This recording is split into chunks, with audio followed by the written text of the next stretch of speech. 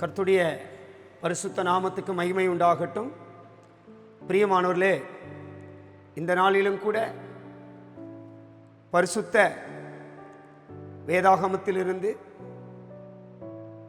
சில ஆவிக்குரிய சத்தியங்களை தியானிக்கும்படியாக இந்த பரிசுத்தமான ஓய்வு நாளிலே ஆண்டவர் நம்மை கொண்டு வந்தபடினாலே நாம் நம்முடைய கண்களை மூடி வேத வசனங்களை தியானிப்பதற்கு முன்பதாக, தேவரே எங்களை ஆசீர்வதியும் என்று சொல்லி முழங்கால் படியிட்டு நாம் ஜெபிப்போம். எங்களை அதிகமாய் நேசிக்குதான நல்ல தகப்பனே, இந்த நல்ல வேலைக்காய் ஸ்தோத்திரம். நீ நல்லவர், வல்லவர், வாக்கு தத்தத்தில் உண்மையுள்ள தேவன். விசேஷமாக தேவனே, உடைய கிருபைகள் எவ்வளவு பெரியது. இந்த பரிசுத்தமான ஓய்வு நாளிலும் கூட உடைய சமூகத்தில் மறுபடியுமாய் கடந்து வரும்படியாய் நீர் எங்களுக்கு உதவி செய்தபடினால் ஸ்தோத்திரம். நீர் எங்களை ஆசீர்வதியும், நீர் எங்களை பலப்படுத்தும். இன்றைக்கு நீர் பேசுகிற வசனத்தின் மூலமாக உடைய பிள்ளைகள் பலப்பட்டு ஆழமான உபதேசத்துக்குள்ளே கடந்து போகட்டும். ஆசீர்வதி. எல்லாவற்றையும் இயேசு மூலம் கேட்கிறோம் நல்ல பிதாவே, ஆமென். அல்லேலூயா. கர்த்தருடைய பரிசுத்த நாமத்துக்கு மகிமை உண்டாகட்டும். இன்றைக்கு தியானத்திற்காக ஒரு வசனத்தை நாம் வாசிப்போம்.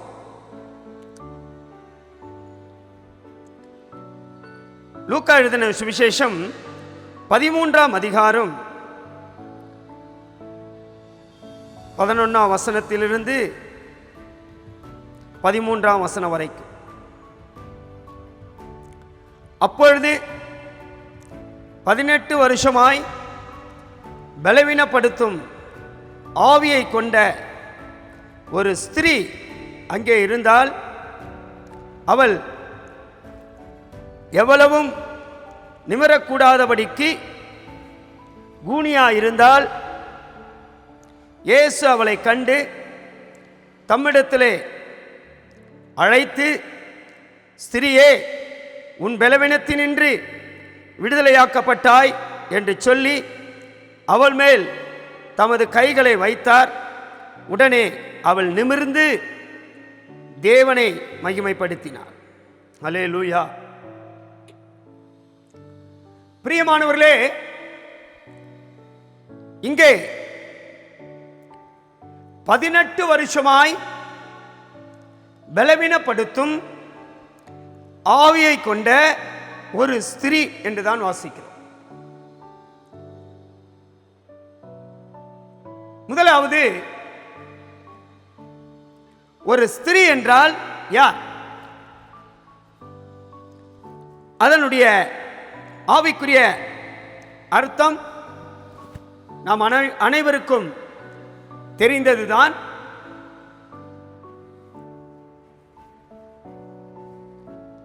ஒரு ஸ்திரீ என்பது புதிய ஏற்பாட்டு சபையை காட்டுகிறது.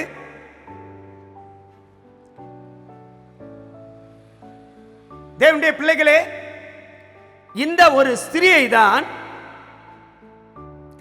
18 வருஷமாய் ஒரு காரியம், இரண்டாவது பலவீனப்படுத்தி கொண்டிருந்தது, மூன்றாவது ஒரு ஆவி.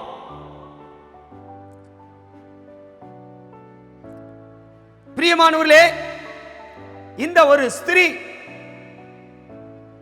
வெளிப்படுத்தின விசேஷம் 12ஆம் அதிகாரம் முதல் வசனத்திலே வாசிக்கிறோம். ஒரு பெரிய அடையாளம் வானத்திலே காணப்பட்டது. ஒரு ஸ்திரீ சூரியனை அணிந்திருந்தால், அவள் பாதங்கள் சந்திரன் மேல் காணப்பட்டது. அவள் தலையிலே 12 நட்சத்திரமுள்ள கிரீடத்தை தரித்திருந்தாள். அவள் பிரசவ வேதனை, கர்ப்ப வேதனை பட்டு பிள்ளை பெறும்படியாக வருத்தப்பட்டு அலறினாள். அவள் ஒரு ஆண் பிள்ளையை பெற்றெடுத்து அந்த ஆண் பிள்ளை தேவனிடத்திற்கும் சிங்காசனத்திற்கும் எடுத்துக்கொள்ளப்பட்டது. அல்லேலூயா. யார் அந்த ஒரு ஸ்திரீ? அதனுடைய ஆவிக்குரிய அர்த்தம் அதுதான் புதிய ஏற்பாட்டு சபை. அந்த புதிய ஏற்பாட்டு சபை சூரியனை தரித்து கொண்டிருந்தது. யார் அந்த சூரியன்? அதுதான் நீதியின் சூரியன் ஆகிய இயேசு கிறிஸ்துவை அவள் தரித்து கொண்டிருந்தாள். அவள் பாதம் சந்திரன் மேல் காணப்பட்டது. யார் அந்த சந்திரன்? அதுதான் தேவனுடைய கிருபை.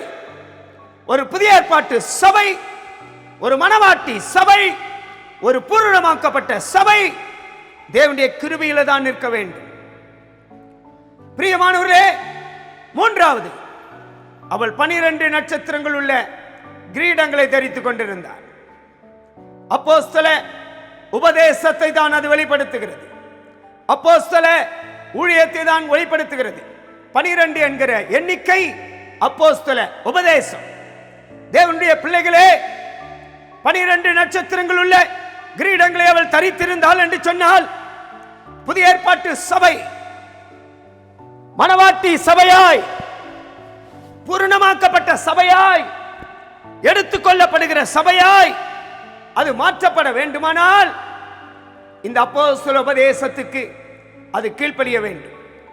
அப்போஸ்தல உபதேசத்திலே அந்த சபை காணப்பட வேண்டும். ஆகினால்தான் அந்த ஸ்திரீ 3 அனுபவங்களை உள்ளவளாய் இருக்கிறார்.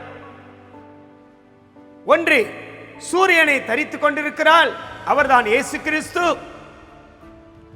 இயேசு கிறிஸ்துவே உண்மையான தேவன். இரண்டாவது, அவள் பாதம் சந்திரன் மேல் நின்று கொண்டிருந்தது. இந்த சந்திரன் தான் தேவனுடைய கிருபை.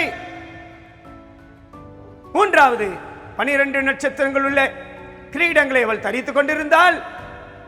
இந்த பூமியிலே எத்தனையோ சபைகள் இருக்கிறது. ஆனால் இந்த 12 நட்சத்திரங்கள் என்று சொல்வது அப்போஸ்தல உபதேசம். அப்போஸ்தல உபதேசத்துக்கு கீழ்ப்படிந்து, அப்போஸ்தல உபதேசத்தை அங்கீகரித்து, அப்போஸ்தல உபதேசத்துக்குள்ளே ஜீவிக்கிற ஒரு சபைதான் மனவாட்டி சபையாய், பூரணமாக்கப்பட்ட சபையாய், எடுத்துக்கொள்ளப்படுகிற சபையாய் அந்த சபை காணப்படும். அது மட்டுமல்ல, அந்த ஸ்திரீ கர்ப்ப வேதனை அடைந்து, பிரசவம் வேதனை அடைந்து ஒரு பிள்ளையை பெறும்படியாக வருத்தப்பட்டு அலறினார். உண்மையான புதிய ஏற்பாட்டு சபைக்குள்ளதான் கர்ப்ப வேதனை இருக்கும். அந்த வேதனை என்ன? ஐயோ, நான் இன்னும் இயேசுவை போல மாறவில்லையே, இயேசு எனக்குள்ளே வரவில்லையே, இயேசுவின் சுபாவங்கள் எனக்குள்ளே காணப்படவில்லையே என்கிற ஒரு வேதனை, ஒரு தவிப்பு.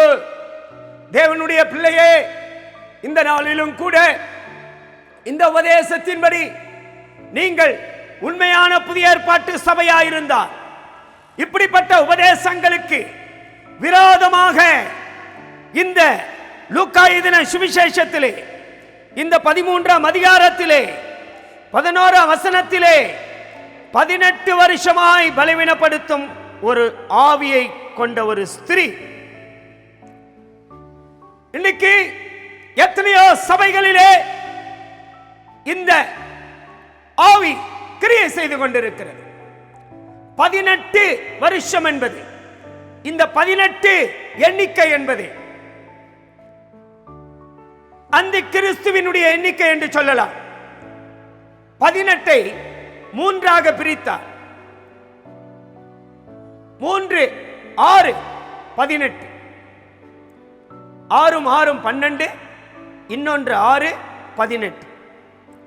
இதைதான் வெளிப்படுத்தின விசேஷம் 13ஆம் அதிகாரத்திலே வாசிக்கும் பொழுது அங்கே அந்த கிறிஸ்துவினுடைய ஆவியை குறித்து அந்த அதிகாரத்திலே முடிவிலே, கர்த்தருடைய வருகையிலே பிற்பாடு அந்த கிறிஸ்துவினுடைய எண்ணிக்கை 666, அந்த கிறிஸ்துவினுடைய லக்கம் 666 என்று அங்கே வாசிக்கிறோம்.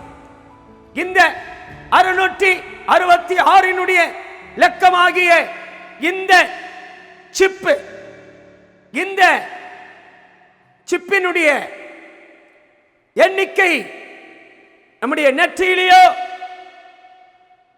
கையிலேயோ தரித்துக் கொண்டால் அந்த சபையில் உள்ள தேவனுடைய பிள்ளைகள் தேவனுடைய வருகையில் எடுத்துக் கொள்ளப்பட முடியாது. இந்த லூக்கா சுவிசேஷம் 13ஆம் அதிகாரத்திலே 11ஆம் வசனம் சொல்கிறது, 18 வருஷமாய் பலவீனப்படுத்தும் ஒரு ஆவி. அப்ப 18 வருஷம் என்பது அது அந்தி கிறிஸ்துவினுடைய ஆவி, விழுந்து போத தூதனுடைய ஆவி, பலவீனப்படுத்துகிற ஆவி என்று. தேவனுடைய பிள்ளையே, நீங்கள் நன்றாக ஆராய்ந்து வாருங்கள். நீங்கள் ரட்சிக்கப்பட்டு இருக்கிறீங்க, பரிசுத்த ஆவியினுடைய அபிஷேகத்தை பெற்றிருக்கிறீங்க. ஆனால் உங்களால் நிமிர்ந்து நடக்க முடியவில்லை. அதனால்தான் கீழே வாசிக்கிறோம், எவ்வளவேனும் நிமிரக்கூடாதபடிக்கு 18 வருஷமாய் அந்த ஸ்திரீ கூனியாக இருந்தார். தேவனுடைய பிள்ளையே, இந்த 18 என்பது 666 666 அது அந்தி கிறிஸ்துவினுடைய லக்கமா இருக்கிறது, விழுந்து போன தூதனுடைய லக்கமா இருக்கிறது. நீ எந்த ஆவிக்கு அடிமையா இருக்கிறாய்? எந்த ஆவி உன்னை நிமிரக்கூடாதபடிக்கு உன்னை கீழ்ப்படுத்திக் கொண்டிருக்கிறது? ஒன்று, 18 வருஷம் என்பது அந்தி கிறிஸ்துவினுடைய எண்ணிக்கை. இரண்டாவது, பலவீனப்படுத்தும். இன்றைக்கு விசுவாசிகளை, ஊழியர்களை, சபைகளை இந்த அந்தி கிறிஸ்துவின் ஆவி பலவீனப்படுத்திக் கொண்டிருக்கிறார். ஜெபிக்காதபடிக்கு, சத்தியத்திலே நிமிர்ந்து நடக்காதபடிக்கு, வேதத்தின்படி ஜீவிக்க விடாதபடிக்கு, பரிசுத்தமான ஜீவியம் செய்ய விடாதபடிக்கு இந்த அந்தி கிறிஸ்துவினுடைய ஆவி பலவீனப்படுத்திக் கொண்டிருக்கிறார். நீங்கள் என்ன சொல்ல வேண்டும்? என்னை பலப்படுத்துகிற கிறிஸ்துவினாலே எல்லாவற்றையும் செய்ய எனக்கு பலன் உண்டு என்று சொல்ல வேண்டும். நமக்கு பலவீனமான ஆவியை தேவன் தராமல் பலமுள்ள ஆவியை கர்த்தர் தந்திருக்கிறார். தேவனுடைய பிள்ளையே, அந்தி கிறிஸ்துவின் ஆவிகள் உலகமெங்கும் போராடி எத்தனையோ தேவ பிள்ளைகளை, அந்நிய ஜனங்களை பலவீனப்படுத்திக் கொண்டிருக்கிறது. தேவனுடைய ஊழியர்களே, விசுவாசிகளே, நீ பலவீனன் அல்ல. ஆவிக்குரிய ஜீவியத்திலே நீ பலவீனனாய் இருக்கக்கூடாது, பலவானாய் எதிர்த்து நீ ஜீவிக்க வேண்டும். அந்த 18 வருஷமாய் ஜீவித்ததான அந்த ஸ்திரீ பலவீனம் உள்ளவளாகவே இருந்தாள். ஆவிக்குரிய ஜீவியத்தில் நீ எப்படி இருக்கிறாய்? பலவானாய் ஜெபிக்கிறாயா?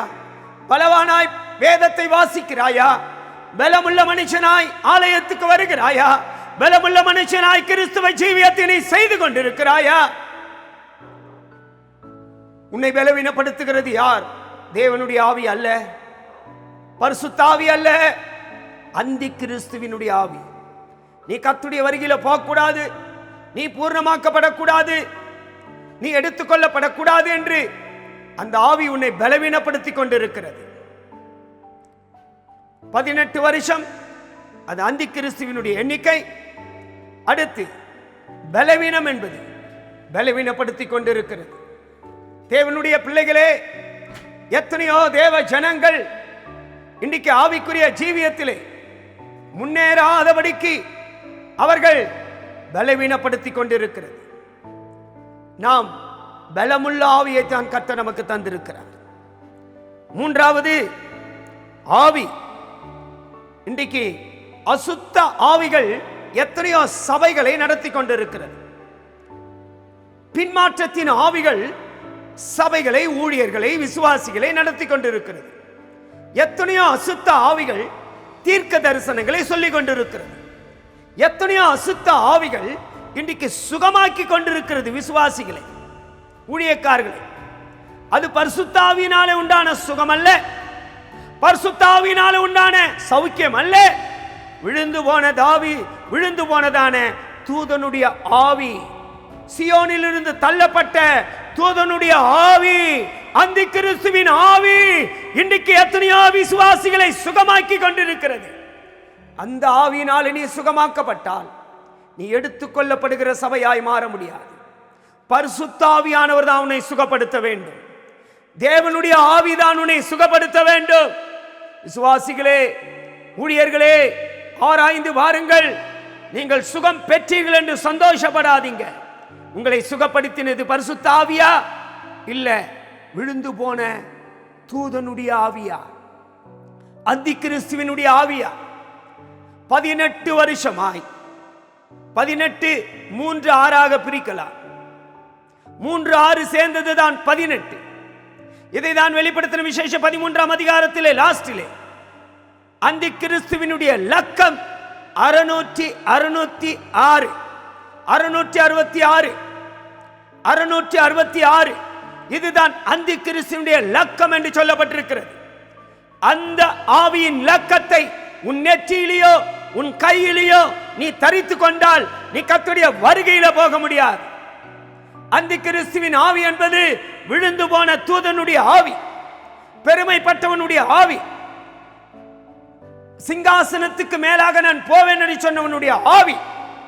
அந்த ஆவி உனக்குள்ளே வரக்கூடாது.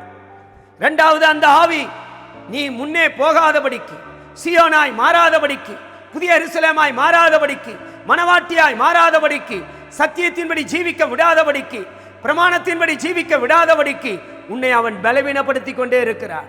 ஆகினால்தான் கொஞ்சம் விசுவாசிகள், கொஞ்சம் ஊழியர்கள் எப்ப பார்த்தாலும் வயிற்று வலி, தலைவலி, ஆராதனைக்கு போகும்போது தான் வயிற்று வலி, ஆராதனைக்கு போகும்போது தான் தலைவலி, ஞாயிற்றுக்கிழமை தான் பலகீனம், ஞாயிற்றுக்கிழமை தான் எல்லா வியாதியும் சில ஊழியர்களுக்கு விசுவாசிகளுக்கு வருகிறது. மற்ற 6 நாள் வேலைக்கு போகும்போது நன்றாக போவார்கள், ஆராதனைக்கு போகும்போது தான் பலகீனம் பலகீனம். இது அந்தி கிறிஸ்துவினுடைய ஆவி 18 வருஷமாய் பலவீனப்படுத்தினதா. அந்தி கிறிஸ்து தான் பலவீனப்படுத்துவார். பரிசுத்த ஆவியானவர் உன்னை பலப்படுத்துகிறவர். ஹல்லேலூயா. தேவனுடைய பிள்ளையே, ஆராதனைக்கு போகும்போது, ஜெபிக்கும் போது, குடும்ப ஜெபம் உட்காரும் போது, ஆவிக்குரிய ஜீவியத்தில் எதனா செய்யும் போது தான் பலகீனம் பலகீனம் பலகீனம். ஆனால் ஊருக்கு போனோம், ஃபங்க்ஷனுக்கு போனோம், வேற உலக காரியம் செய்யணும்னா நல்ல சக்தியா இருப்பார்கள் சில விசுவாசிகள், சில ஊழியர்கள். அப்ப பலகீனமே அவருக்கு வராது, பலகீனன்னு சொல்லவே மாட்டாங்க. தேவனுடைய பிள்ளையே, நீ பலகீனன் என்றால் அந்தி கிறிஸ்துவின் ஆவிதான் நம்மளை பலவீனப்படுத்தும். 18 வருஷமாய் பலவீனப்படுத்தின ஆவி, அந்த ஆவிதான் அசுத்த ஆவி. இன்றைக்கு நன்றாக ஆராய்ந்து பாருங்கள். உங்களை நடத்துகிறது பரிசுத்த ஆவியா இல்ல விழுந்து போன தாவீதின் விழுந்து போன தூதனுடைய ஆவியா? விழுந்து போன அந்தி கிறிஸ்துவின் ஆவியா? அந்தி கிறிஸ்து ஆவி உன்னை நடத்துமானால், அதே நான் சொன்னேனே, எத்தனையோ கிறிஸ்தவர்களை விழுந்து போன தூதனுடைய அந்தி கிறிஸ்துவினுடைய ஆவி சுகப்படுத்தி கொண்டிருக்கிறது. அதனால நீ பரலோகம் போக முடியாது. அதுக்குதான் மத்தேயு சுவிசேஷம் 7ஆம் அதிகாரம் 21ஆம் வசனத்திலே, ஆண்டவரே உம்முடைய நாமத்தினாலே நாங்கள் அற்புதங்களை செய்தோம், உம்முடைய நாமத்தினாலே நாங்கள் தீர்க்க தரிசனங்களை சொல்லோம், உம்முடைய நாமத்தினாலே அநேகரை சொஸ்தப்படுத்தினோம் என்று சொன்னார்கள். ஆனால் பிதாவாகிய தேவன் சொல்கிறார், உங்களை நான் அறியேன், அக்கிரம செய்கைக்காரரே, நீங்கள் என்னை விட்டு அகன்று போங்கள் என்று சொன்னார். எதற்காக? அவர்கள் சொன்னார்கள், உம்முடைய நாமத்தினாலே நாங்கள் தீர்க்க தரிசனம் சொன்னோம், உம்முடைய நாமத்தினாலே நாங்கள் பேய் பிசாசுகளை விரட்டினோம், உம்முடைய நாமத்தினாலே நாங்கள் வியாதியை சொஸ்தமாக்கினோம். சொன்னது செய்ததெல்லாம் இயேசுவின் நாமம்தான். ஆனா அவங்க எந்த ஆவியை கொண்டு செய்தார்கள்? பரிசுத்த ஆவியானவர் தேவ சித்தத்தின்படி செய்கிறவர். அவர்கள் பரிசுத்த ஆவியின் மூலமாக தேவ சித்தத்தின்படி தீர்க்க தரிசனம் சொல்லல, பரிசுத்த ஆவியின் மூலமாக தேவ சித்தத்தின்படி வியாதியை சுகமாக்கல, பரிசுத்த ஆவியின் மூலமாக தேவ சித்தத்தின்படி அவர்கள் பேய் பிசாசுகளை துரத்தல.